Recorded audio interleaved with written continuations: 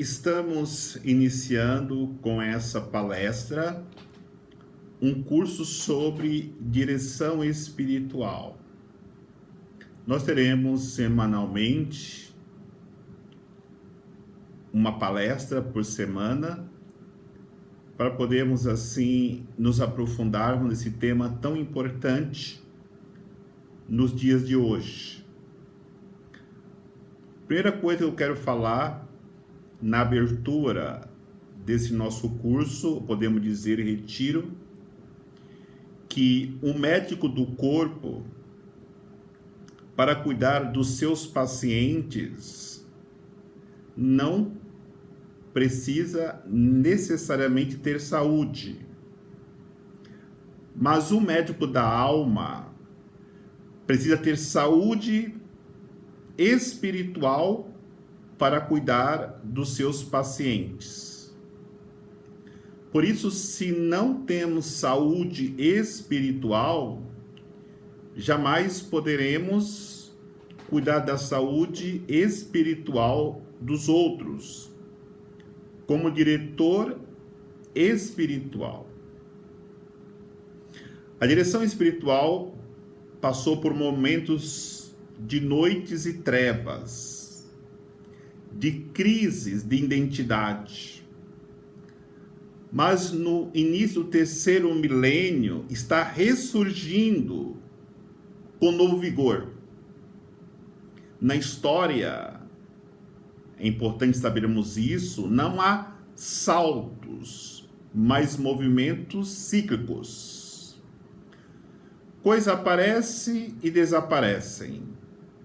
Mentalidades de ontem são reassumidas na atualidade. E pensamentos odiernos desaparecem com rapidez. É o curso da vida. Mas entendamos que a direção espiritual foi importante na igreja primitiva, na igreja da Idade Média, e é muito importante para nós nos dias de hoje. Mesmo porque as pessoas precisam de direção espiritual no mundo tão conturbado que vivemos. A experiência, porém, sempre prevalece, e corrigido os erros do passado, podemos caminhar com maior liberdade rumo ao futuro. Cometemos novos erros que serão corrigidos amanhã. Não existe geração que não tenha cometido erro. Nós também erraremos, mas amanhã as próximas gerações poderão corrigi-las.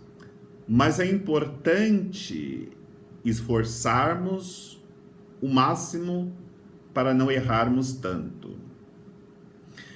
E quem ajudará nesse processo? São os evangelizadores, os diretores espirituais, pois são formadores de opinião que vão mudando a vida concreta de cada dia.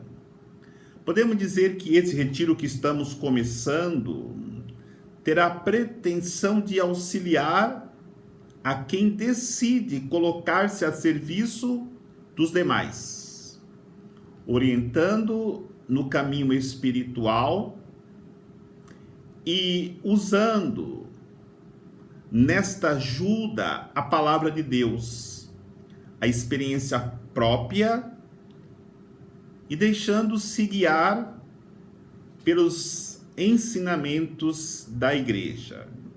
E dentro deste ensinamento da igreja está incluída 3 realidades que servem tanto para o diretor espiritual como para o dirigido, que são o desejo profundo de conversão, ou seja, a busca incessante da santidade de vida. O recorrer ao sacramento da confissão com frequência é necessário para quem quer ter uma vida espiritual profunda, recorrer ao sacramento da confissão com frequência. E terceiro, a vida espiritual profunda. Sem essas três realidades, não tem como ser diretor espiritual e não tem também como se dirigir uma alma que não se submete a estas práticas, que são regras primárias para o início da direção espiritual. Lembro-me agora de uma história que eu ouvi sobre Madre Teresa de Calcutá e um padre novo. O padre se chamava Angelo Comastri.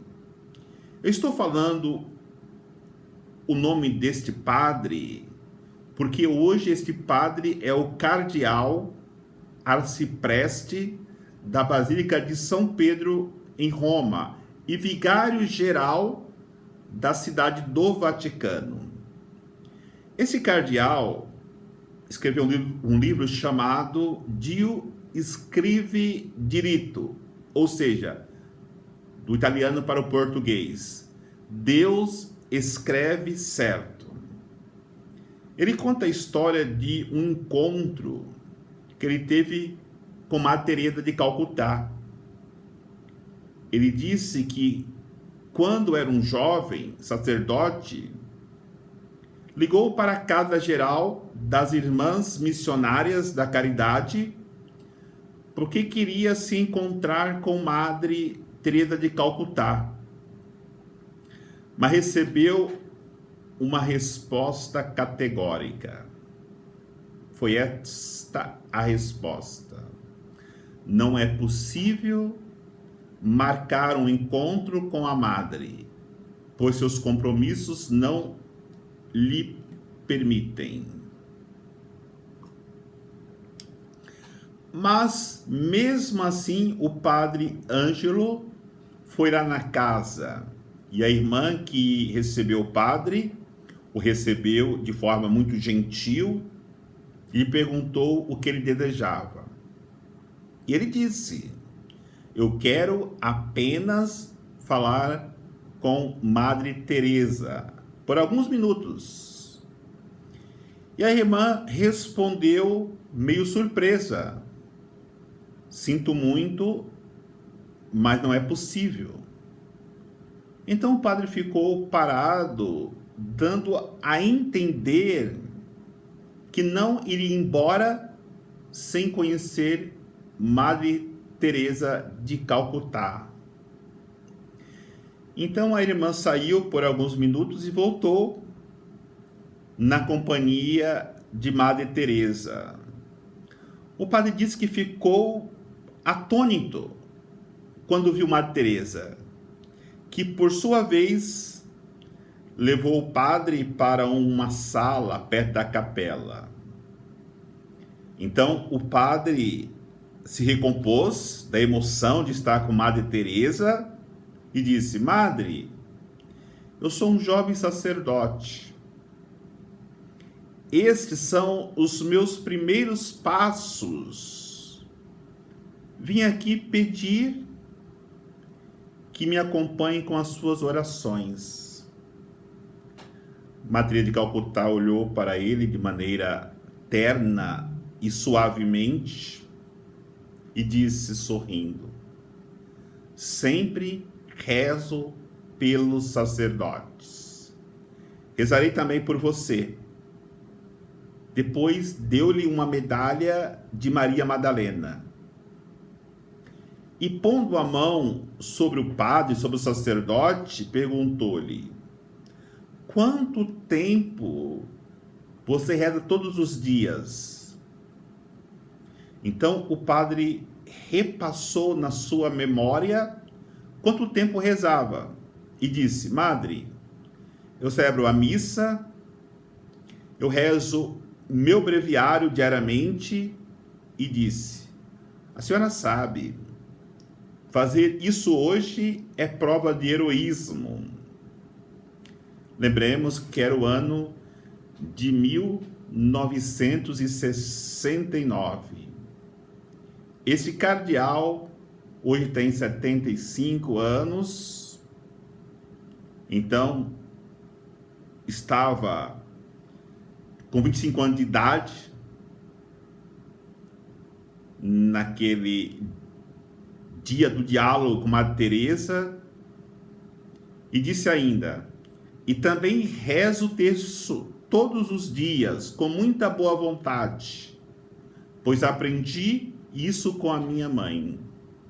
Madre Teresa, com as mãos enrugadas, esfregava o terço que sempre carregava consigo, olhou para o padre Ângelo com os olhos cheios de luz e amor e disse: isso não basta, meu filho. Isso não basta, porque o amor não pode ser reduzido a um mínimo indispensável. O amor exige o máximo. O amor exige o máximo. O padre, de imediato, não entendeu as palavras de Madre Teresa e quase se justificou, respondendo a ela: madre, da senhora eu esperava esse tipo de pergunta. Aí disse a pergunta que ele esperava a madre: que atos de caridade você pratica? Então madre apresentou um rosto severo e respondeu com voz firme: você acha que eu poderia praticar a caridade se eu não pedisse diariamente a Jesus para encher meu coração de seu amor? Você acha que eu poderia andar pelas ruas ajudando os pobres se Jesus não infundisse em minha alma o fogo da sua caridade? Neste momento, o padre sentiu a sua pequenez. O padre olhou para a Madre Teresa com profunda admiração e com um desejo sincero de entrar no mistério da sua alma, tão cheia da presença de Deus. E depois ela acrescentou, disse para o padre: leia atentamente o Evangelho e você verá que Jesus, para dedicar-se à oração, sacrificava as obras de caridade. E disse: você sabe por quê? Para ensinar-nos que sem Deus, olha que frase bonita, palavra bonita da Madre, somos muito pobres para ajudar os pobres. Lembramos que naquela época, em 1969, era o tempo de transição, pois estava começando as mudanças do Concílio Vaticano II. Víamos tantos sacerdotes e religiosas abandonarem a oração para mergulhar, como se dizia, na ação social. Essa mulher foi uma grande profeta daquele momento de transição da igreja. Eu tenho para mim que ela foi uma grande reformadora da vida espiritual, na prática direta da ação. Esse padre não precisou de um segundo encontro de direção espiritual. Um único encontro transformou a sua vida. O sacerdote Angelo Comastri hoje cardeal, e provavelmente porque colocou em prática as palavras de Madre Teresa de Calcutá. Disse: elas pareciam-me um raio de sol. E disse que repetiu lentamente no seu coração essa frase extraordinária de Madre Teresa: sem Deus, somos muito pobres para ajudar os pobres. Sem Deus, somos muito pobres para ajudar os pobres. Eu queria que essa frase ressonasse em todo o nosso curso, em todo o nosso retiro sobre direção espiritual. Concedamos bastante tempo a Deus, a oração, a adoração, a direção espiritual. Alimentemo-nos abundantemente e incessantemente da palavra de Deus. Demora muito tempo para que o nosso coração, cuja dureza conhecemos, se abrande e se humilhe em contato com a Eucaristia e que finalmente se impregne do amor de Deus. Então, tomemos consciência: ou arrumamos tempo para Deus, ou seremos sempre cristãos, padres, bispos, leigos, consagrados e consagradas mornos. Não conseguiremos aquecer o nosso coração em Deus se não encontrarmos tempo para oração. Uma das minhas filhas espirituais me procurou para a direção espiritual e me disse que queria deixar a vida religiosa. Eu lhe perguntei por quê. Ela me disse: padre, quando eu estava na minha casa, eu tinha tempo para rezar o terço. Eu participava da missa tranquilamente. Eu lia a palavra de Deus todos os dias. Eu até fazia vigília. E hoje eu só trabalho. Corro o dia inteiro, não sobra tempo para eu ficar com Deus. Eu entendi ela e pude orientá-la claramente, porque foi a minha experiência de vida. Quando eu entrei para a vida consagrada, para a comunidade, fazer agora em janeiro de 2021, 30 anos de vida consagrada, de vida de doação a Deus, a minha vida era muito corrida. Na minha casa, eu tinha mais tempo para rezar do que depois que eu entrei para a vida consagrada. Era faculdade, era escalada para alguns trabalhos em equipe, era trabalhar na construção do nosso seminário, estávamos construindo, eram frequentes as reuniões, que eu não tinha mais tempo para rezar. Eu só rezava o mínimo, aquilo que o padre Ângelo Comastri rezava. Hoje, né, o cardeal. Mas eu não estava feliz com aquela vida de oração que eu levava. Eu precisava mudar alguma coisa. Eu tinha que mudar aquilo. Então, eu me lembro que às 5:30 da manhã, nós precisávamos acordar. Era o horário de acordar no seminário, na vida consagrada. Aí, o que eu fiz? Já que o meu dia era corrido, comecei a acordar meia hora antes. Acordar às 5 horas da manhã.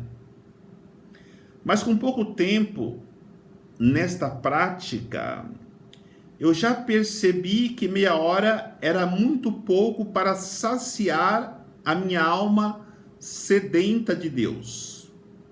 Comecei a acordar às 4:30 da manhã, com muito esforço, mas levantava.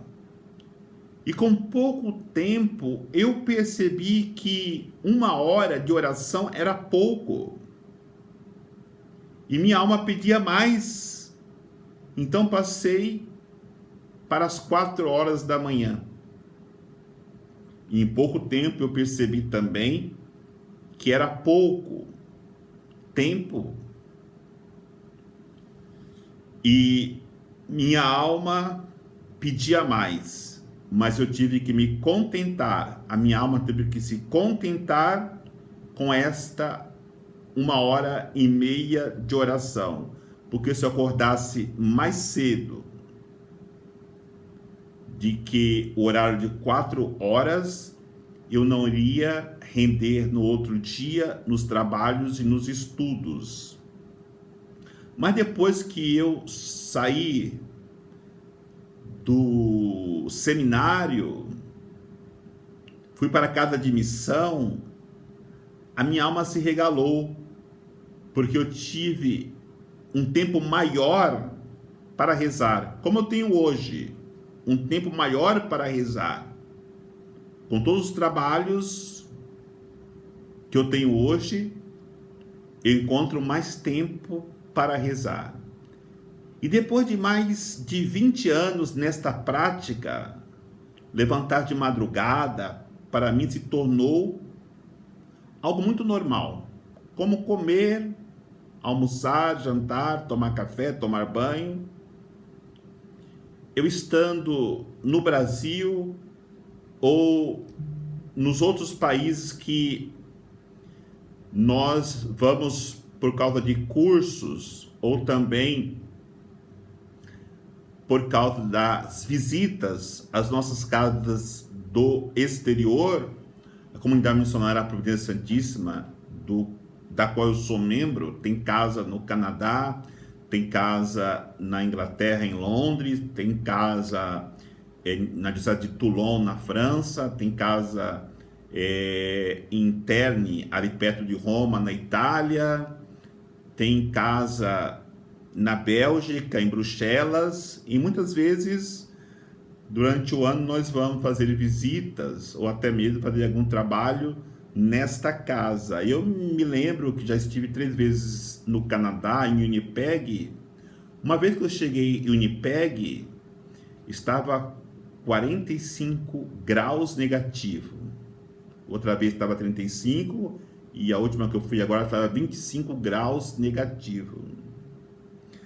Sem nenhum peso, eu levanto e vou ao encontro do Santíssimo às 4 horas da manhã, seja qual for o clima. Por quê? Porque depois de mais de 20 anos, a gente acaba por tornar-se um hábito a oração, a perseverança nesse momento de intimidade com Deus. E dentro dessa realidade eu tenho que perceber, porque ou eu encontrava tempo para rezar, para estar com Deus, porque eu não teria outra escolha, ou eu fazia isso, ou eu não daria conta. E foi esse caminho que eu orientei a irmã. E disse para ela, sim, você tinha mais tempo em sua casa, mas só que o tempo que você tem agora não pode ser medido com o tempo que você tinha lá. Sabe por quê? Porque você deu um passo à frente. E sempre que damos um passo à frente, nós precisamos mudar as estruturas. Jesus vai dizer: não se pode colocar pano novo em roupa velha, porque se estica e vai rasgar e ficará pior. Não se pode colocar vinho novo em odres velhos, porque esses se romperão, se derramará o vinho. Roupa velha com roupa velha, roupa nova com roupa nova. Vida velha é vida velha, vida nova é vida nova. Precisamos mudar as estruturas da vida nova que nós abraçamos, de nos aprofundarmos, seja padre, seja bispo, seja religioso, seja religiosa, seja leigo. Se queremos uma nova estrutura espiritual, precisamos mudar os nossos hábitos, que em relação à vida espiritual era bastante cômodo, embora achávamos que levávamos uma vida espiritual profunda. Para explicar de maneira clara o que estou querendo dizer, nós precisamos ir a Santa Teresa d'Ávila, essa grande mística, essa grande diretora espiritual. E ela tem aquela obra dela chamada As Sete Moradas.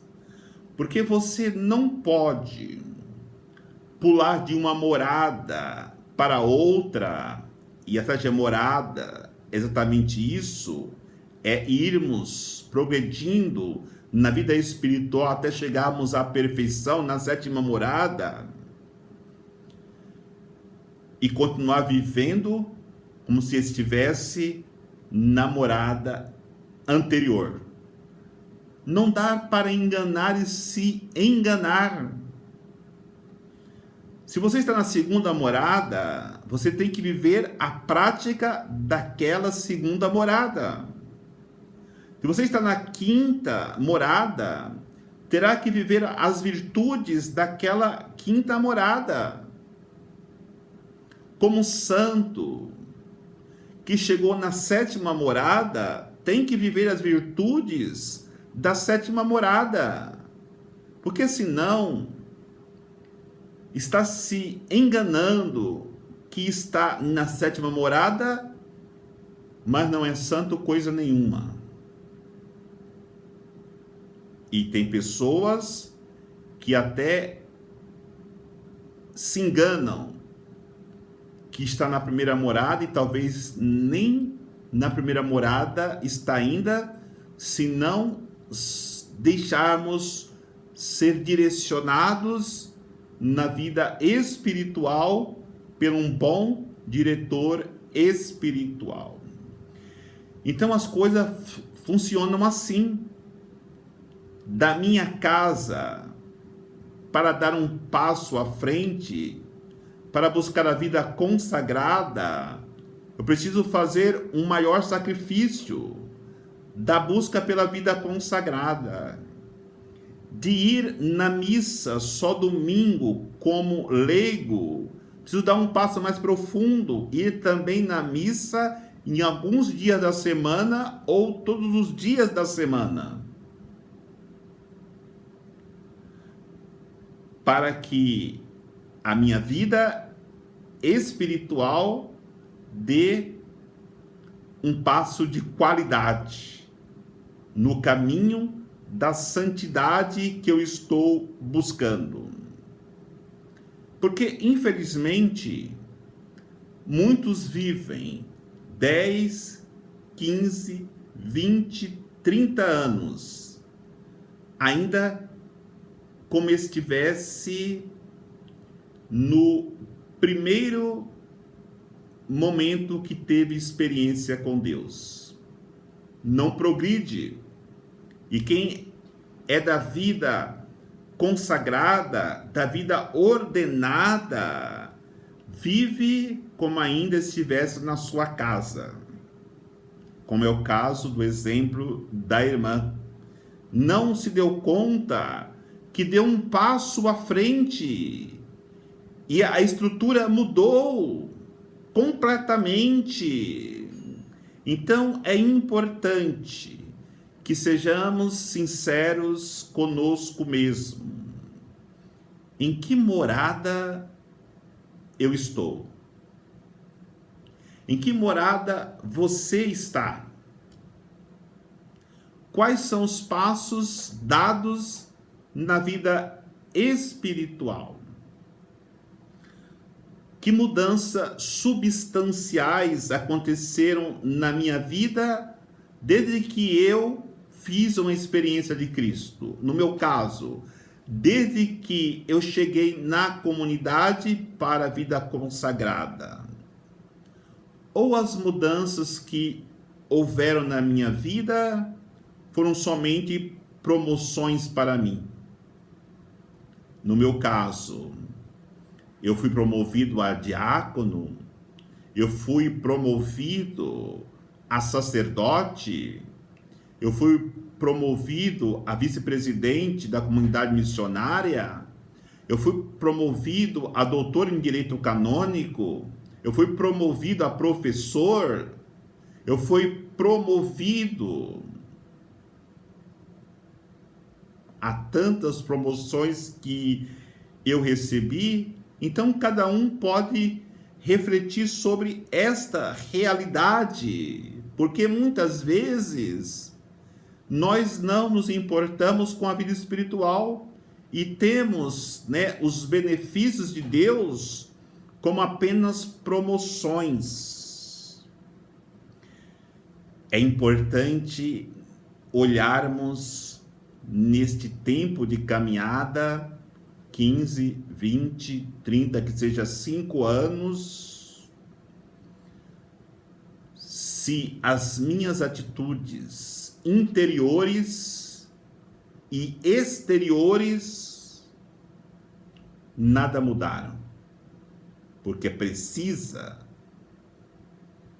de mudança, crescimento, amadurecimento.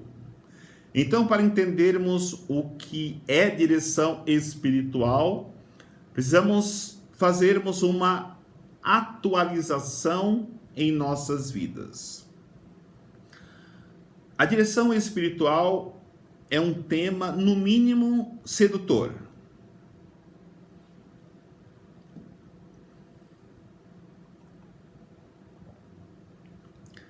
Ajudar os outros a encontrar-se consigo mesmo, com os outros e com Deus, para ter uma vida humana e espiritual de qualidade, é extremamente necessário. Não é difícil perceber que todos nós somos o que somos porque outras pessoas nos ajudaram a superar as dificuldades. Nos indicaram o caminho, nos abriram horizontes e nos ensinaram a não cometer erros, embora o cometemos. Mas também não somos o que gostaríamos de ser, porque encontramos pessoas que, não tanto por maldade, mas por ignorância, nos deram conselhos errados.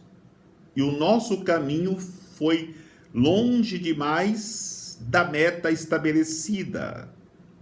E o objetivo proposto afastou-se de nós. Será que eu atingi o meu objetivo de viver o meu sacerdócio na santidade? Será que você, casado, atingiu o seu objetivo de viver o teu matrimônio na santidade? Será que você, jovem, atingiu o seu objetivo de ver a tua juventude na santidade? E muitas vezes caminhamos sem direção espiritual e por isso nos perdemos no caminho. A direção espiritual, como diz a palavra, quer ser uma seta no caminho das pessoas, não indicando coisas materiais, pois não é uma escola de matemática ou de filosofia, nem orientação para nos ensinar como conseguir uma promoção humana, mas sim sobre tudo o que se diz respeito ao espírito, à realidade espirituais. Todas as religiões têm seus mestres, seus mistagogos, que educando no caminho do espírito, tornam-se iniciadores de outros e o acompanham no caminho do discipulado, em todos os passos, até que cheguem à perfeição. E quando se chega à perfeição, idealmente, quando superando todas as limitações ou as imperfeições, a pessoa se torna senhora de si mesma, entre aspas. A pessoa se torna senhora de si mesmo e não se deixa atingir pelas coisas passageiras. O ser humano perfeito é seduzido pelo essencial e já vive em plenitude. Isso é de Santa Madre Teresa de Calcutá.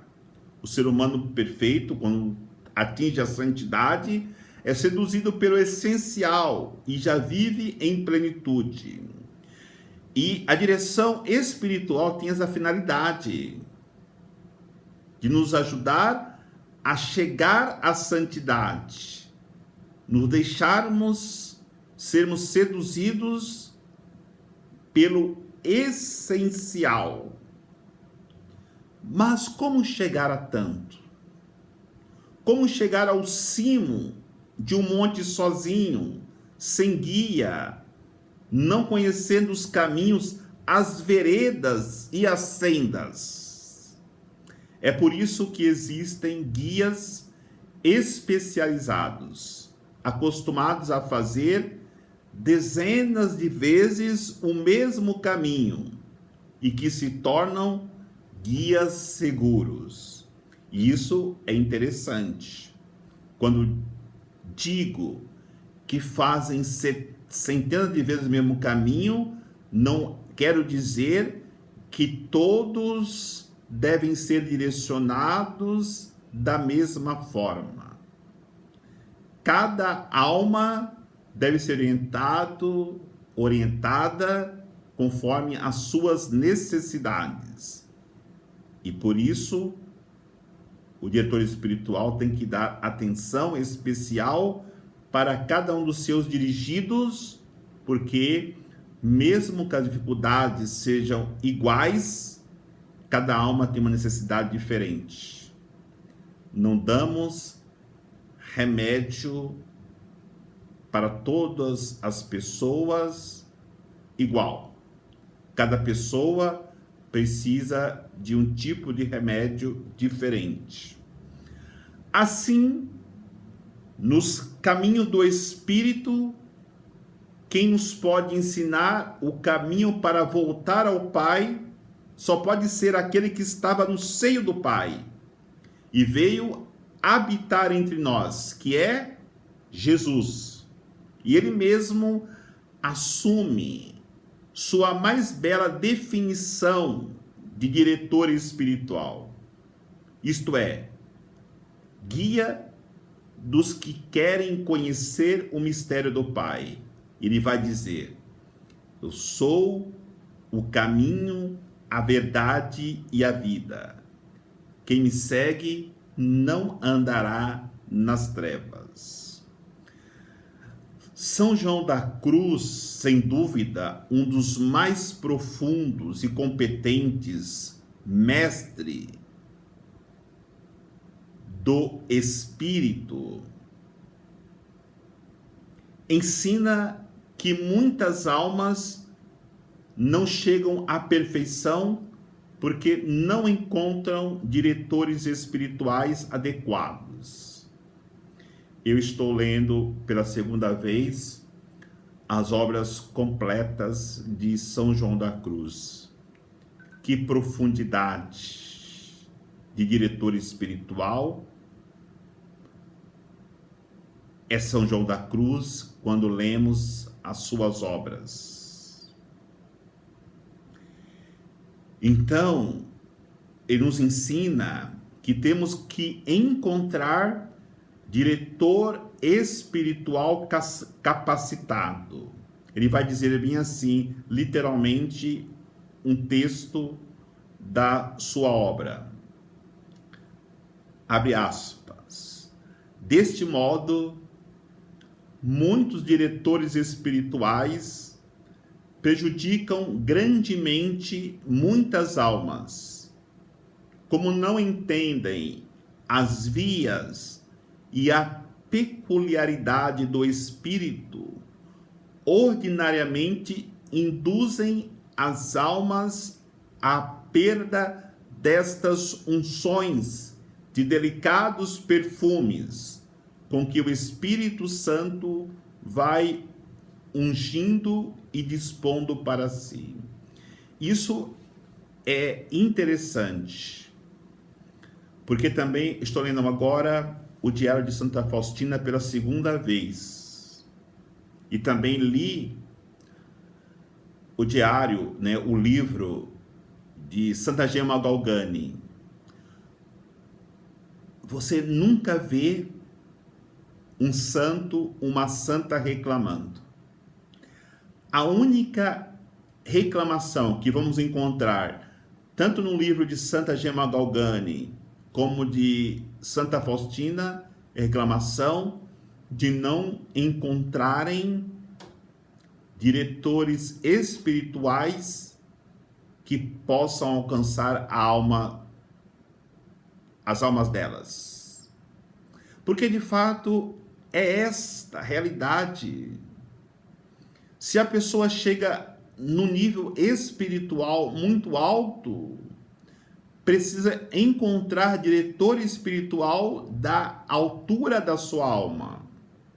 E essas mulheres, essas santas e tantos outros e outras, não conseguiam diretores espirituais que pudessem entender ou entenderem as suas almas. Porque aquilo que diz aqui, São João da Cruz, destas unções de delicados perfumes, dessas almas exalam os perfumes preciosos, que é o perfume que brota da santidade, como conhecemos Padre Pio de Pietrelcina, no qual celebramos hoje, que eu estou transmitindo essa primeira colocação sobre o curso de direção espiritual. Ele exalava perfume. As pessoas sentiam um perfume muito profundo exalando do Padre Pio, São Padre Pio de Pietrelcina. Não é preciso fazer grandes estudos e pesquisas para adquirir a consciência de que quando de seu nascimento o ser humano nada sabe, embora traga em seu código genético suas tendências, capacidades, carências e projetos, que deverá desenvolver ao longo da vida. A aprendizagem normalmente não acontece de modo autoditada, ou seja, se instruir por si mesmo, mas por nossa sujeição ao discipulado de pessoas mais sábias e mais experientes. Isso é fundamental. é preciso ter presente que o nosso encontro com a vida, a ciência, a filosofia, a teologia e as técnicas em geral não se inicia do zero, ou seja, da tábula rasa. Se toda pessoa iniciasse a sua aventura do ponto zero, desconhecendo o caminho caminho que os outros fizeram, não haveria progresso. Ou pelo menos o desenvolvimento seria bastante limitado. E é importante nós vermos, né, a evolução da humanidade. Só entendermos essa evolução em um quesito, em um aspecto. Vamos lá. O ser humano, cansado de caminhar para atingir lugares distantes ou de difícil acesso, ao observar a natureza e os animais, deve ter pensado que seria mais fácil e menos cansativo domar um burro ou um cavalo selvagem, montar nele e dirigir-se mais rapidamente para a sua meta. O processo de dominar animais acostumados a viverem livres não foi fácil. Mas o homem o conseguiu, domar o burro, domar o cavalo selvagem, pondo a pensar ainda mais na busca por um modo mais rápido e menos dispendioso de se deslocar, inventou a bicicleta. Foi uma grande conquista tecnológica que gerou como resultado não só um deslocamento mais rápido, mas contribuiu também para uma boa saúde. Pedalar ajuda na saúde. Mas o homem não se deu por satisfeito. O homem viu que poderia, com sua inteligência, construir um meio de locomoção mais rápido ainda. E foi assim que inventou o carro, movido a gasolina ou por outros combustíveis presentes na natureza.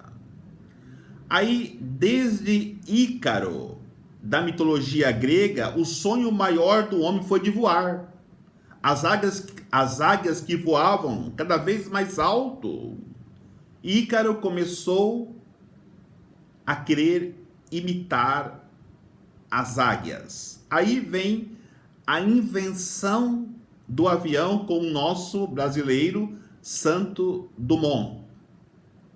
E cada vez mais se tenta desvendar segredos que proporcionam meios mais rápidos e eficazes que permitiriam deslocamento até outros planetas.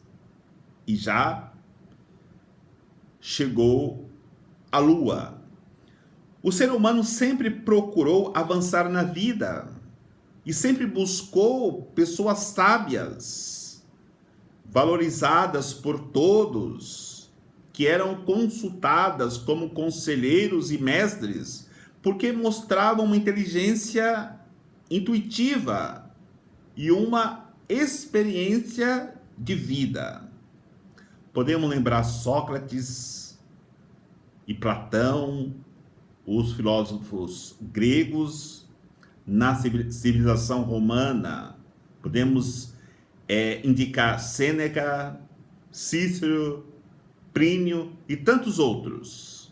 Aliás, cada religião tem os seus conselheiros que, iniciados nos mistérios, os revelam pelo menos em parte aos outros. O que tem maior conhecimento ensina pelo menos em parte aos outros. Não é meu interesse tentar provar à luz dos grandes mestres das religiões a necessidade de termos amigos como diretores espirituais que possam nos ajudar a superar as dificuldades da vida. Para tal reflexão, basta lançar um olhar ao Antigo Testamento e perceber que Deus não criou o ser humano e o abandonou a si mesmo. Deus sempre acompanhou o ser humano, mesmo quando foi desobediente, quando caíra no pecado, Deus não deixou de correr atrás do homem para lhe oferecer a salvação. A direção espiritual tem como finalidade realizar um difícil transplante de coração, mesmo antes que a medicina pudesse pensar que fosse possível transplantar esse órgão tão nobre e vital. Mas o paciente tem que seguir todos os procedimentos para essa cirurgia. Depois da cirurgia, aplicar os cuidados necessários para que este transplante não seja rejeitado. Porque aí se vai ter um coração novo, sincero de fé, de amor, que produz um olhar reto e transparente. E a formação deste coração não acontece rapidamente, mas sim no dia a dia, mediante uma vida fecunda pela força da oração, dos sacramentos, da vivência do Evangelho. Então, se queremos a direção de um diretor espiritual, não pensemos que vai ser do dia para a noite a nossa mudança de vida. Como diz aqui, é como um transplante de coração. Tem que obedecer todas as indicações do médico, do diretor espiritual. Uma desobediência, pode haver a rejeição desse coração que foi transplantado, porque na verdade é exatamente isso como nós meditávamos durante a nossa colocação. É colocar remendo de pano novo em pano novo. É tirar o coração velho e colocar um novo coração. E esse coração novo precisa ser formado talvez 10, 15, 20, 30 anos e a pessoa continuar obedecendo às indicações médicas, médico da alma, o diretor espiritual, para que não seja rejeitado esse coração transpassado. No encontro com Deus são derrubadas todas as exterioridades. Só o que é verdadeiro tem valor. O que obedece à lei interior da conversão e do amor.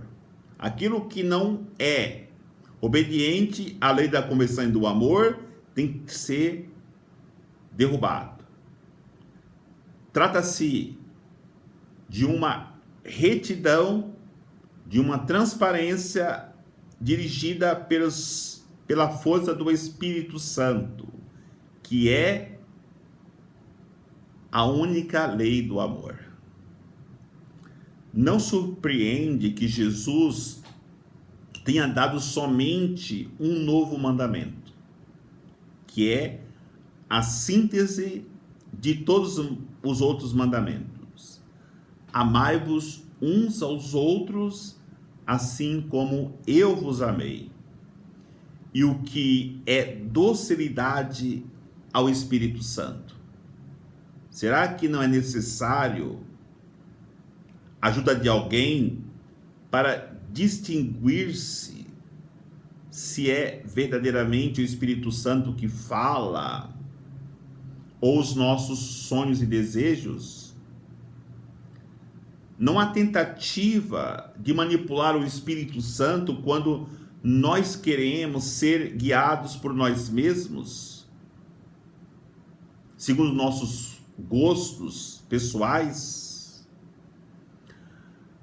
Toda ação do Espírito Santo deve ser discernida, purificada de todo humano, para que possa produzir frutos abundantes de santidade.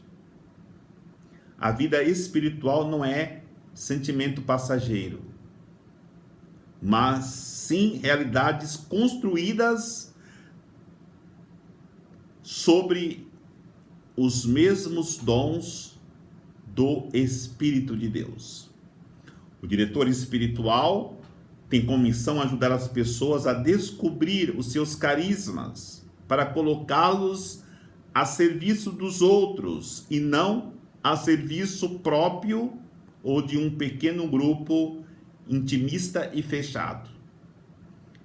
É conhecida a definição de carisma apresentada por Paulo em sua primeira carta aos Coríntios, no capítulo 12. Abre aspas. O carisma é um dom que Deus dá a alguém.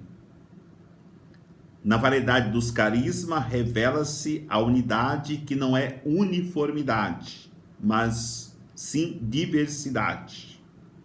Unidos, mas não informados, no sentido de ser colocado todo numa forma.